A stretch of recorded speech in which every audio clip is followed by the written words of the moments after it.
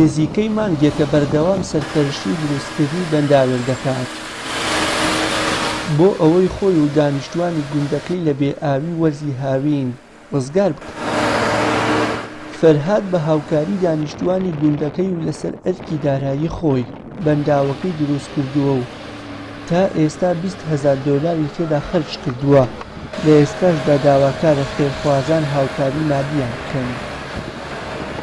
داواکارین ئەو کەسانەی کە دەستی یارمەتیان هەیە و بە گوێرەی توانای خۆیان هاوکاریمان بکەن بۆ تەواوکردنی ئەم پرۆژەیە. ئینشاڵڵا خوای گەورە خێر و بەرەکەت بخاتە ڕزق و ڕۆزیانە و ئینشاڵڵا یعنی بە گوێرەی توانە هاوکاریمان بکەن. بەنداوەکە لە گوندی دەرەویانی سەر بە قەزای قەرەداغ بە درێژایی 100 مەتر و ڕووبەری 250 مەتر دروست کراوە و توانای گلدانەوەی ئاوی باراناوی بە ئەندازەی 10 مەتر هەیە. هەردوو دەرەویان مختاری گوندی دەرەویان بوونی بەنداوی لەو شێوەیە بۆ ناوچەکەیان بە گرنگ دەزانێت و دەڵێت بەهۆی بێئومێدیان لە حکوومەت ناچار لە ڕێگەی خێرخوازانەوە دەیانەوێت کۆتایی بە گرفتی کەم ئاوی لە ناوچەکەیان بهێنن. ئێمە ئەم هەساین بە دروستکردی ئەم بەنداوە بووە گوندەکەمان. ئەم دوودەیە زۆری بە ئاژەڵداریەوە خەریکن بەڕاستی کە هاوینانمان لێیە وشکە ساڵێکی زۆر خراپە ئابێ ئاوکردن بۆ ئاژەڵەکانیان.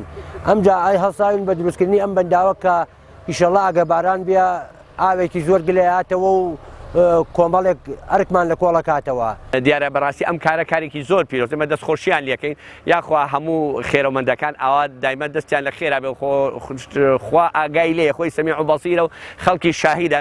ئەگە خێرەوەمەند نەبووە ئەم کوردستانی ئێمە ئێستا ڕۆژێکی زۆر سەخت و ڕەش و ناهەموار ڕووی کرد. بەڵام حەمد و سەنا بۆخوا بەهۆی ئەو خێرەوەمەندانەوە ئەم مەشروع خێرانە هەن ڕێگاوبان هەیە، بیر هەیە، مەشروعی ئاو هەیە، مەشروعی کارەبا هەیە، مزگەوتەکانمان هەموو ڕازا و جوان وازام لە سلێمانیدا مزگەوتی نییە تعمیر نەکرابێتەوە و تێک نەدرابێت و بە جوانترین شێوە دروست نەکە. ئەمە ئەم دەستە خێرێمە و دەستە خێرە ماچەکەین زۆر زۆر سوپاسیان دەکەین دوعای خێران بۆ دەکەین داوای تەمەند درێژیان لە پەروەرگار بۆکەین.